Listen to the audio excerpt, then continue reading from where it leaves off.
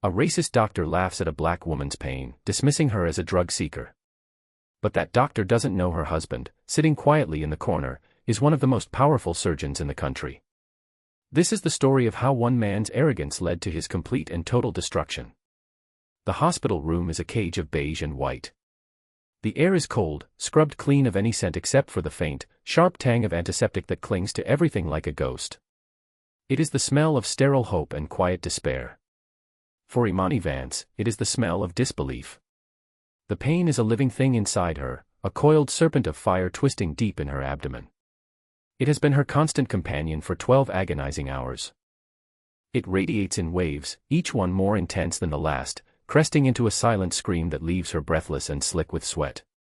She lies on the bed, the thin blanket a useless shield against the relentless chill of the room and the inferno within. Her husband, Marcus, sits in the hard plastic chair by her side. He holds her hand, his thumb tracing slow, useless circles on her skin. He looks tired. His casual clothes, a simple gray hoodie and jeans, are rumpled from a sleepless night spent in this uncomfortable chair. To the world, he is just another worried husband, helpless in the face of a medical system that moves at its own glacial pace. His face is a mask of concern, but beneath it, a different kind of fire smolders. It is the slow-burning rage of a man forced to watch the person he loves suffer. The door to the room swings open with a soft sigh of hydraulics, and Dr. Sterling enters. He does not walk into the room, he takes possession of it. He is a man carved from granite and prejudice. His white coat is impossibly crisp, a uniform of authority he wears like armor. His silver hair is perfectly coiffed, and his smile does not reach his cold, blue eyes. He holds a digital tablet, but he barely glances at it. His gaze sweeps over Imani, a quick, dismissive appraisal that takes in her skin color, her exhausted state, her husband's simple attire, and files it all away into a pre-written diagnosis. "Still with us, are we, Miss Vance?" His voice is a smooth baritone, the kind of voice that is meant to reassure, but it is laced with a condescension so thick it feels like a physical weight in the room. He does not use her correct married title. A small, deliberate cut. Imani tries to sit up, but a fresh wave of pain crashes over her, and she falls back against the pillows with a gasp. It's worse," she manages to say, her voice thin and reedy. "Much worse." Dr. Sterling makes a little show of tapping on his tablet. The nurse's notes say your vitals are stable. Blood pressure is fine. Heart rate is a little elevated, but that's to be expected when one is agitated. He looks at her over the top of the tablet, his expression one of theatrical patience. "We ran the basic blood panels. Everything came back clean. No markers for infection. Nothing to indicate any serious distress." "But I am in distress," Imani pleads, her voice cracking. "It feels like something is tearing inside me." Sterling hums, a noncommittal sound that is a clear dismissal. He turns his attention to Marcus. "And you've been here all night?" he asks, his tone shifting. It is the sound of a king addressing a courtier he finds particularly dull. "I haven't left her side," Marcus says. His voice is quiet, level, but tight with a restraint that is almost palpable. "Of course," Sterling says, a faint smirk playing on his lips. He turns back to Imani. "Now, let's be honest with each other, Imani. Do you have a history of anxiety? Panic attacks, perhaps? Sometimes, emotional distress can manifest in very dramatic physical ways. The body is a funny thing. The word hangs in the air. Dramatic. It is a label, a judgment. It is the word used to dismiss, to diminish, to invalidate. This isn't anxiety," Marcus says, his voice a low rumble. "Her pain is real." Dr. Sterling's eyes flick to Marcus, a flash of annoyance in them. He clearly does not appreciate being contradicted. "I am the doctor here," he says, his voice losing its feigned warmth and taking on a hard, metallic edge. "I will be the one to determine what is real and what is not." He focuses on Imani again, his gaze clinical and cold. "Have you taken any illicit substances in the last 24 hours? Sometimes, certain lifestyle choices can lead to these sorts of complications." The accusation is clear, wrapped in the thinnest veil of medical jargon. He is not asking a question, he is painting a picture. The picture of a black woman in the emergency room, claiming unbearable pain with no obvious cause. To him, the diagnosis is simple. She is a drug seeker. An addict. A waste of his valuable time. No, Imani says, her voice trembling now with a mixture of pain and humiliation. I don't. I've never. Right, Sterling says, cutting her off. He taps his tablet with finality. Well, I see no medical reason to keep you here. The emergency department is extremely busy, and we need this bed for patients who are genuinely ill. He looks at the 4-drip, which is only providing saline. I'll authorize 1 dose of Toradol, a simple anti-inflammatory. It's stronger than ibuprofen. That should take the edge off your discomfort. Then we can start processing your discharge papers. He turns to leave, his duty done, his judgment rendered. The kingdom of his sterile, white world is secure. He has put another hysterical woman in her place. He believes he has won. The silence Dr. Sterling leaves in his wake is heavier than any sound. It presses down on Imani, a physical manifestation of her despair. Tears well in her eyes, hot and angry. They are not tears of pain, but of pure, undiluted humiliation. To be in such agony and to be disbelieved, to be seen not as a patient but as a problem, is a unique kind of violation. It strips away your dignity, layer by layer, until all that is left is the raw, screaming nerve of your suffering. Marcus watches her, his jaw so tight it looks like it might crack. He sees the tear trace a path through the sheen of sweat on her temple, and something inside him shifts. The smoldering ember of his anger begins to glow, fanned by the cold wind of Sterling's arrogance. He feels a familiar, dangerous calm settle over him. It is the calm he feels in the operating room, just before the first incision. The moment when all emotion is burned away, leaving only focus, precision, and purpose. A young nurse enters the room a few minutes later. Her name tag reads, Chloe Miller. She has kind eyes, but they are shadowed with apprehension. She avoids looking directly at Marcus or Imani as she fumbles with the 4-bag, preparing to administer the Toradol Sterling ordered. I'm so sorry, she whispers, her voice barely audible. He can be difficult. He thinks I'm lying, Imani says, her voice flat. The fight has gone out of her. Nurse Miller's hands still. She looks up, and her eyes meet Imani's. In that moment, a silent understanding passes between them. The nurse knows. She has seen this before. She has seen pain ignored, symptoms dismissed, patients categorized and discarded based on prejudice. I charted your pain score as a 9 out of 10, the nurse says, her voice gaining a sliver of defiance. I told him you were guarding your abdomen and that you couldn't find a comfortable position. I told him the pain was escalating. And what did he say? Marcus asks. His voice is still quiet, but it now has the sharp, cutting edge of a scalpel. The nurse flinches, looking towards the door as if Sterling might reappear at any moment. He told me I was being overly emotional. He said I needed to develop a thicker skin if I wanted to last in this profession. He said some patients are just looking for a fix. She looks down at her hands, ashamed. He wrote, patient appears anxious and drug-seeking, in your official chart. That is the moment the ground gives way. The official record. A lie, now codified, that will follow Imani through the medical system. It is a brand, a permanent stain on her credibility. Dr. Sterling returns an hour later, the discharge papers in his hand like a verdict. He seems almost pleased with himself, as if he has successfully solved a puzzle. He finds Imani in the same state, curled on her side, her breathing shallow. The Toradol has done nothing. The pain is worse, a constant, grinding agony that has exhausted her completely. Still here. Sterling says, his tone dripping with impatience. I thought we had an understanding. The medication should have helped by now. Unless, of course, it wasn't the kind of medication you were hoping for.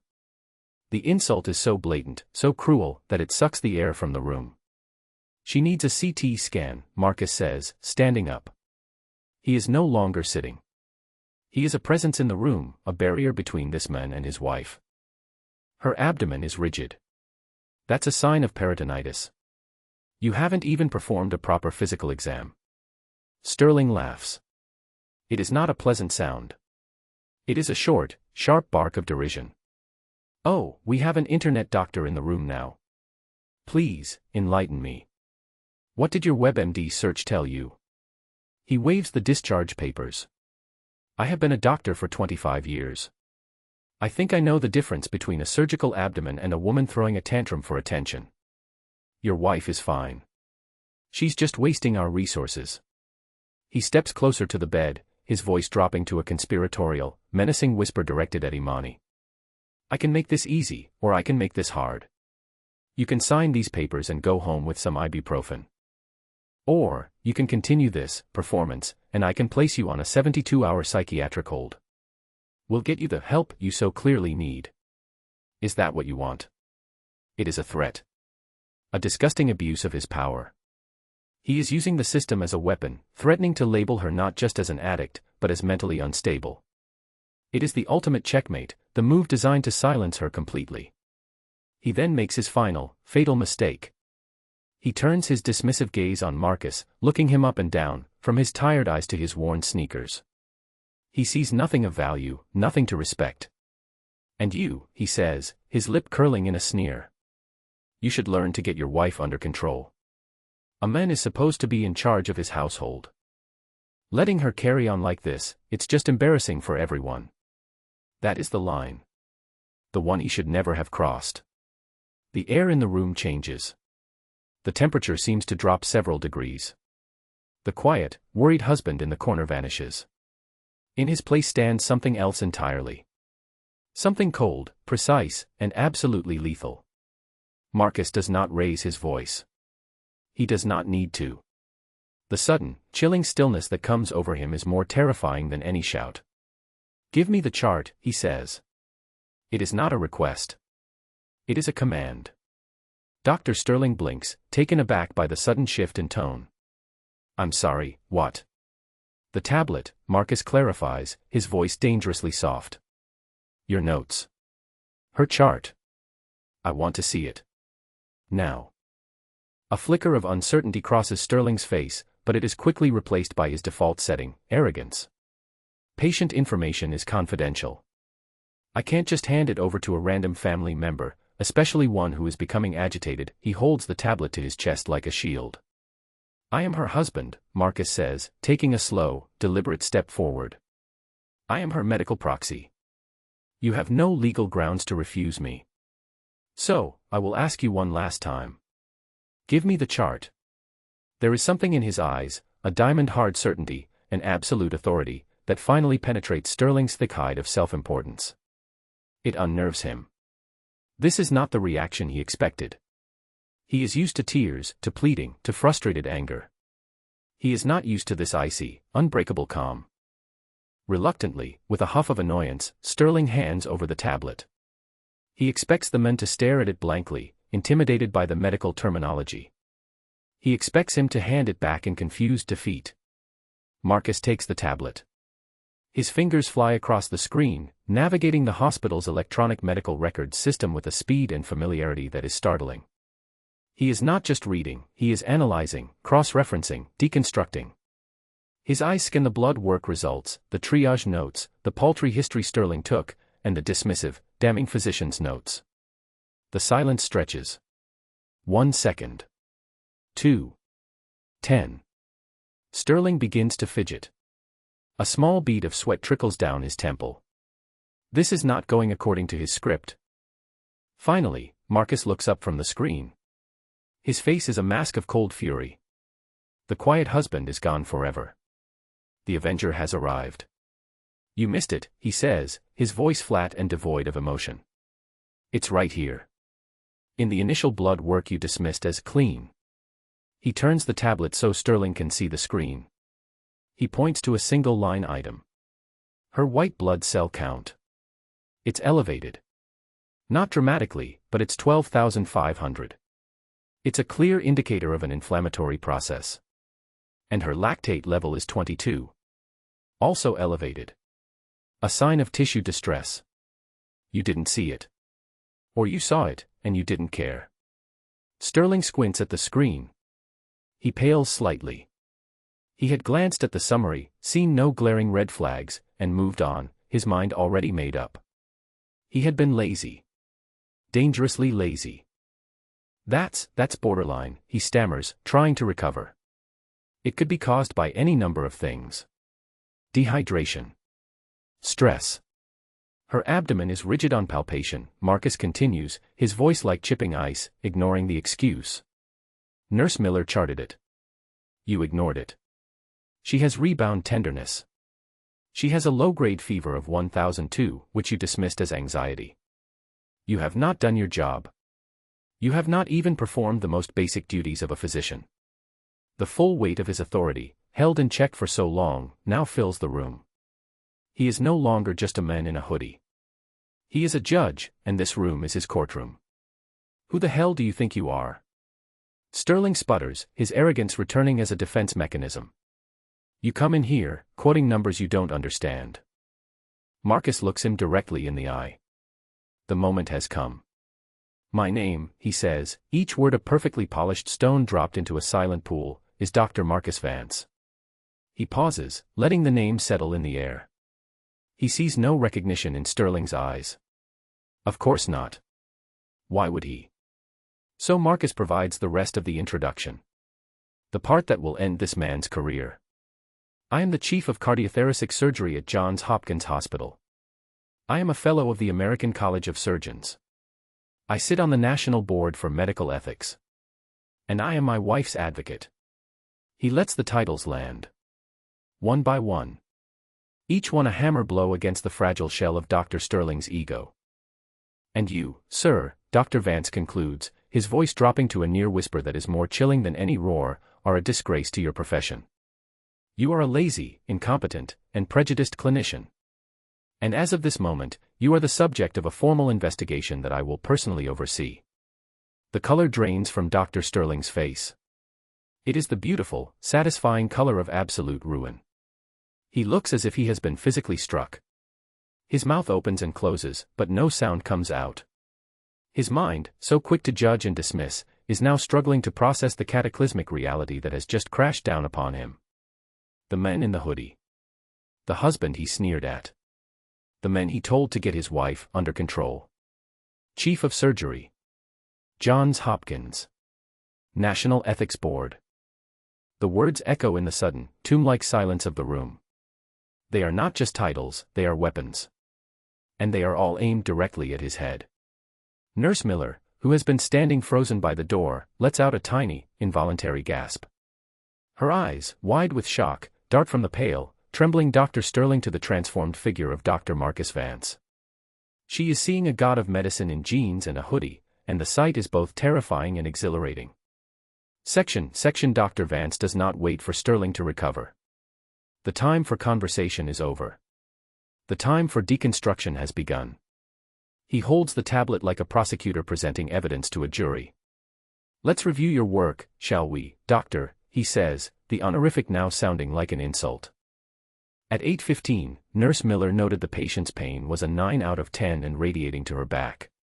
Your response, logged here in the chat, was monitor at 9:30. The nurse noted the patient's abdomen was distended and she was experiencing nausea.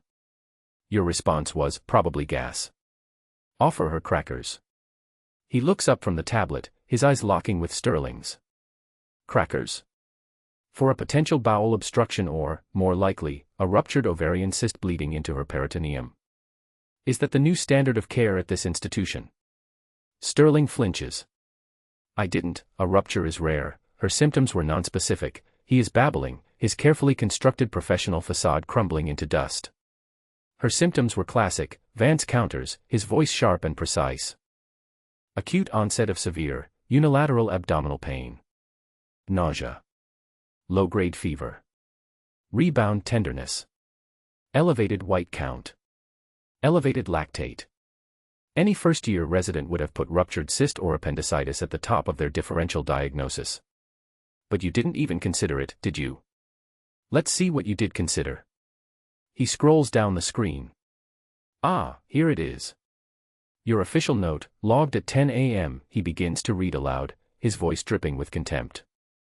Patient is a 34-year-old African-American female presenting with subjective, dramatic abdominal pain inconsistent with clinical signs. Patient appears anxious and is likely seeking narcotics. Husband is enabling behavior. Plan, administer 1 dose of Toradol and discharge. Advise patient to follow up with primary care for anxiety management. He lowers the tablet. You didn't see a patient, Dr. Sterling. You saw a stereotype. You saw a black woman, and you assumed she was a liar. You saw a man in a hoodie, and you assumed he was ignorant. You didn't run a differential diagnosis. You ran a prejudice algorithm. And it led you to commit malpractice. The word hangs in the air, heavy and undeniable. Malpractice. The ultimate sin for a physician. Now, you will listen to me very carefully, Dr. Vance continues, his tone leaving no room for argument. You will order an immediate, stat pelvic and abdominal CT scan with contrast. You will page the on-call OB/GYN surgeon and have them on standby. You will reverse the discharge order. You will personally apologize to my wife for your gross negligence and your insulting, racist assumptions. He takes a step closer, invading Sterling's personal space. The taller, more physically imposing man seems to shrink before him. And then, you will go to the chief of staff's office, and you will wait for me there. Because after I have ensured my wife is receiving the competent medical care you failed to provide, you and I are going to have a very long conversation about your future. Or, more accurately, your lack thereof. Sterling is a cornered animal. His eyes dart around the room, looking for an escape, an ally, anything. He sees only the shocked face of the nurse and the cold, unyielding fury of Dr. Vance. His survival instincts kick in, and they are ugly. This is a trick, he suddenly yells, his voice cracking with desperation. You're trying to set me up. This is some kind of shakedown. He points a trembling finger at Nurse Miller. She's in on it. She's been feeding him information. Dr. Vance turns his head slowly to look at the young nurse. Her face is pale with fear. Nurse Miller, he says, his voice softening just enough to be reassuring. Please tell me. When you informed Dr. Sterling of my wife's escalating symptoms, what was his exact response? The nurse swallows hard. She looks at Sterling, who is glaring at her with a look of pure menace. But then she looks at Dr. Vance, and she sees a protector. She sees a chance for justice. She straightens her shoulders.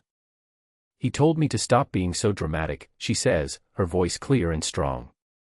He said, and I quote, if I had $1 for every frequent flyer who came in here screaming about belly pain, I'd be retired on a yacht. Then he told me to go change a bedpan and stop bothering him. The betrayal is complete.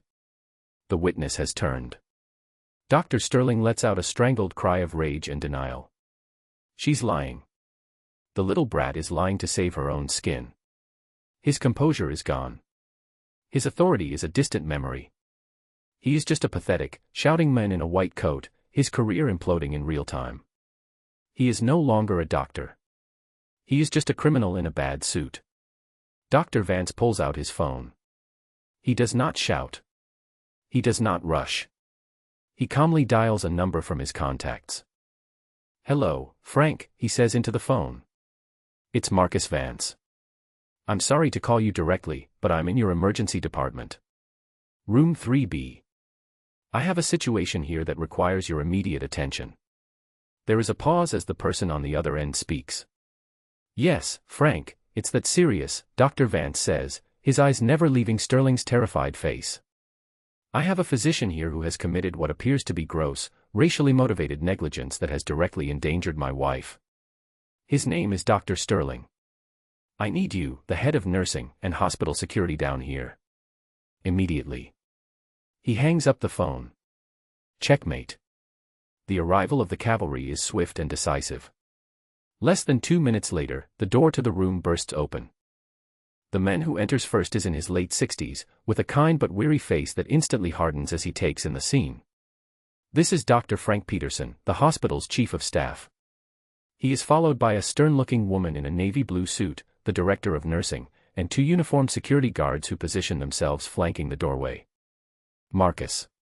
Dr. Peterson says, his voice a mixture of shock and grave concern. He rushes to Dr. Vance's side, his eyes briefly flicking to Imani on the bed. What in God's name is going on? Are you all right? Is your wife? She will be, once she is under the care of a competent physician, Dr. Vance replies, his voice tight. He hands the tablet to the chief of staff. Read his notes, Frank. Read what he wrote about my wife. Read the nurse's repeated warnings and his contemptuous replies. Dr. Peterson takes the tablet. As he reads, a deep, crimson flush creeps up his neck and spreads across his face. His expression transforms from confusion to disbelief, and then to a cold, hard fury that mirrors Vance's own. He looks up from the screen, and the gaze he fixes on Dr. Sterling is one of utter disgust. "Richard," he says, his voice dangerously low. "What is this?" Dr. Sterling, who had been standing frozen in a state of shock, seems to find his voice again, spurred by the presence of his superior. It is a voice of pathetic desperation. "Frank, it's a misunderstanding. This man, he never identified himself. He and his wife, they were being difficult, evasive. I suspected she was seeking drugs." "You suspected?" Dr. Peterson cuts him off, his voice lashing out like a whip. "Or you assumed? You assumed because she's black. You saw this man, one of the most respected surgeons in the entire country, and you assumed he was some kind of accomplice to a narcotics scam. You wrote in a patient's permanent medical record that she was dramatic and enabling." He shoves the tablet back into Sterling's chest.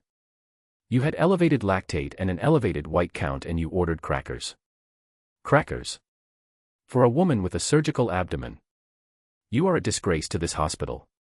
The director of nursing steps forward, her face a mask of professional outrage. "Nurse Miller," she says, her tone firm but supportive. "You are relieved of duty on this case. Please go to my office and write up a complete and detailed incident report.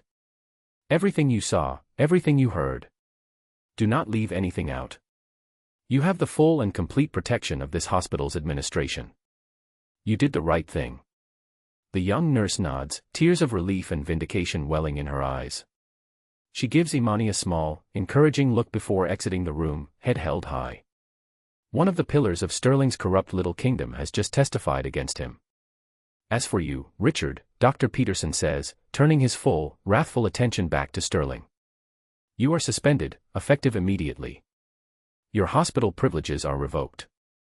Security will escort you off the premises. You are not to contact any member of my staff. You are not to access the hospital's records system. An emergency meeting of the peer review board is being convened for this afternoon. I suggest you find yourself a very, very good lawyer. Though, frankly, I doubt it will help. The public humiliation is absolute. It is a ritual of excommunication, performed in front of the very people he once terrorized. You can't do this." Sterling shrieks, his voice shrill with panic. "I have been here for 25 years. My reputation." "Your reputation is precisely what this is about," Peterson snarls. "You have become a liability. A cancer in this hospital. And I am cutting you out," he nods to the security guards. "Get him out of my sight."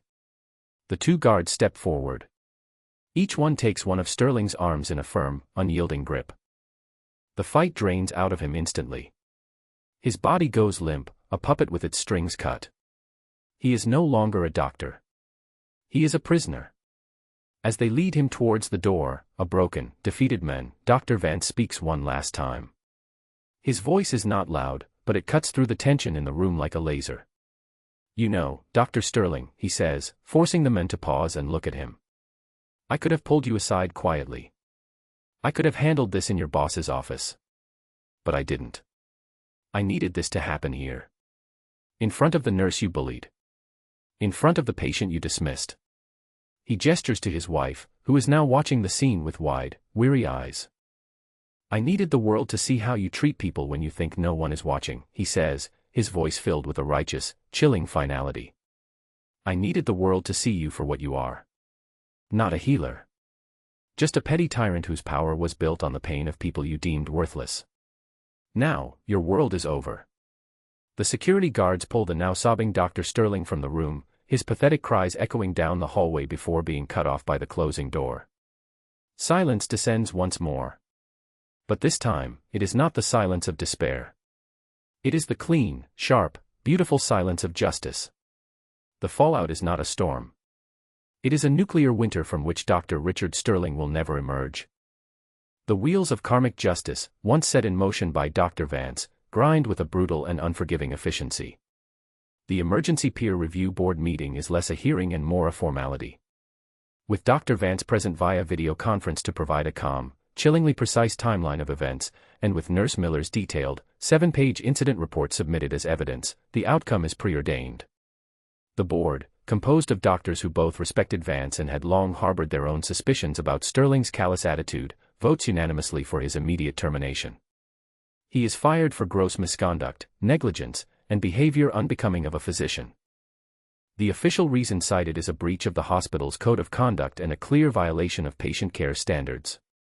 But that is only the beginning. Dr. Vance, true to his word, personally files a formal complaint with the state medical board.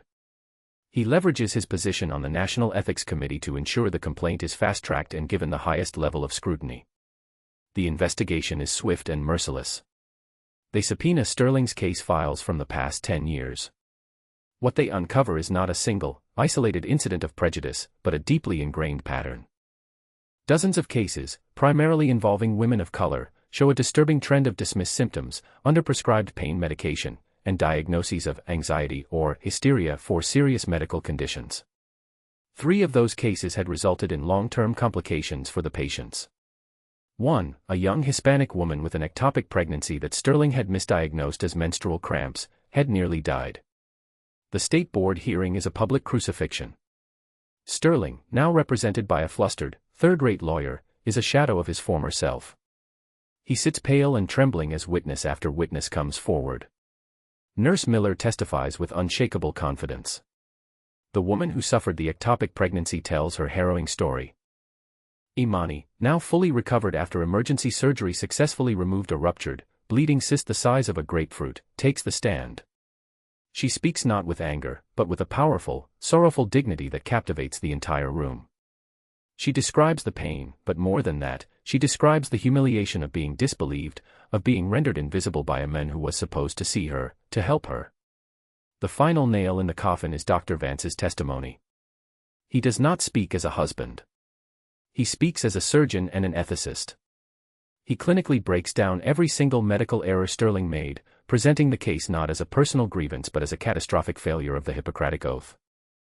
He concludes by reading Sterling's own note aloud. Patient is a 34-year-old African-American female presenting with subjective, dramatic abdominal pain. He lets the words hang in the air, a self-written indictment.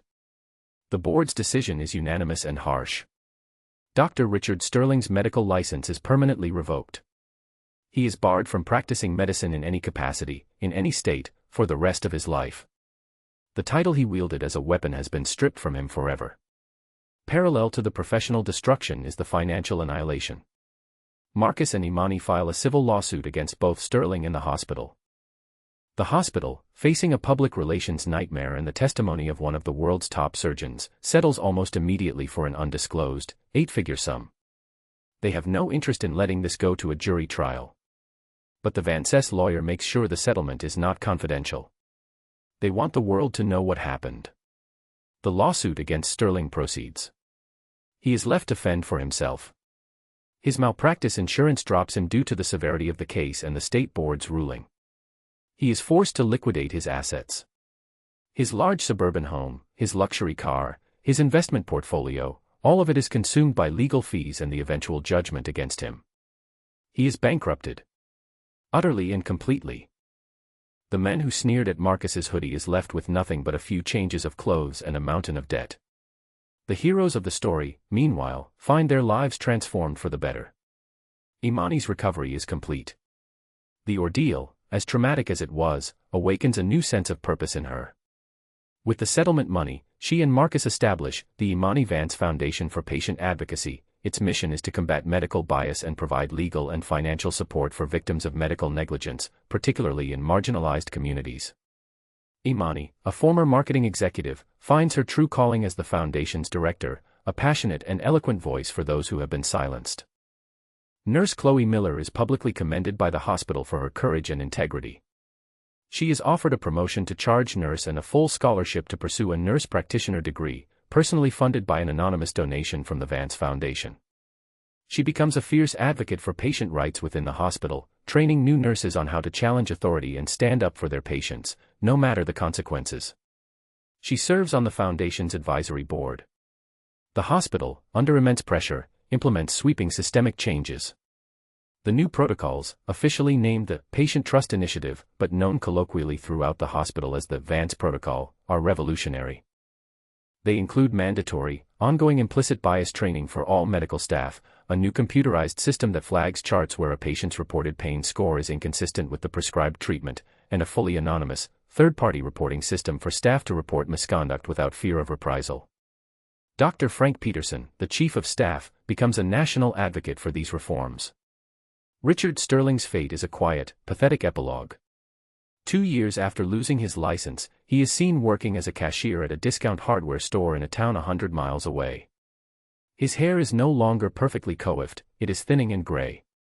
His shoulders are stooped. The arrogance has been scoured from his eyes, replaced by a dull, hollow emptiness. He scans barcodes with a numb, mechanical efficiency. Sometimes, a customer will be difficult, complaining about a price or a policy. And in those moments, a flicker of the old, impotent rage appears in his eyes, before being quickly extinguished. He is powerless now. He is just another person in a uniform, forced to smile and apologize for things that are not his fault. He is invisible. Just like the patients he once judged. 2 years later, the ballroom is filled with the soft clinking of glasses and the low hum of important conversations. It is the annual gala for the Imani Vance Foundation. The event has become one of the most significant philanthropic nights in the city. Imani stands at the podium, a vision of strength and elegance in a deep blue gown. The light catches the intricate silver necklace around her neck, a gift from her husband. The scars from her surgery are long faded, but the fire in her eyes burns brighter than ever. She is not a victim. She is a warrior.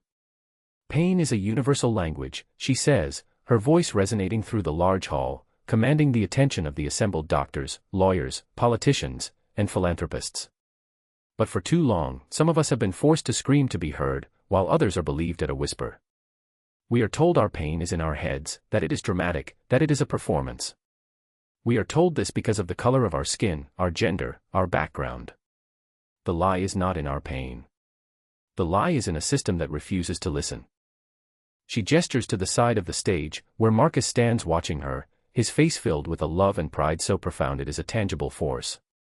Next to him stands Chloe Miller, no longer a timid young nurse, but the Foundation's confident and respected director of patient services. Tonight, we celebrate the power of listening, Imani continues. We celebrate the courage of those who speak up, and we honor the allies who amplify their voices. Our foundation has helped over 200 families navigate the complexities of medical malpractice this year alone. We have funded 3 major university studies on implicit bias in healthcare. We have launched a national campaign to ensure that a patient's self-reported pain is the first, and most important, diagnostic tool. She pauses, her gaze sweeping across the room. We are here to turn the volume up. To ensure that no one is ever silenced in their moment of greatest need. We are here to replace prejudice with protocol, and assumption with empathy. The applause is thunderous. It is a wave of support, of belief, of shared purpose. Later in the evening, Marcus stands with Imani on a quiet balcony overlooking the city lights. He wraps his arms around her, resting his chin on her shoulder. "You were incredible up there," he murmurs. "We were incredible," she corrects him, leaning back against his chest. "Look at what we built from that horrible day." He nods, his gaze distant for a moment. "I sometimes wonder what would have happened if I hadn't been there. If I had just been Marcus Vance, the worried husband in a hoodie. Then I would have been another statistic," Imani says, her voice soft but without a trace of self-pity. "Another name in another study about unequal outcomes. But you were there. And we changed the story.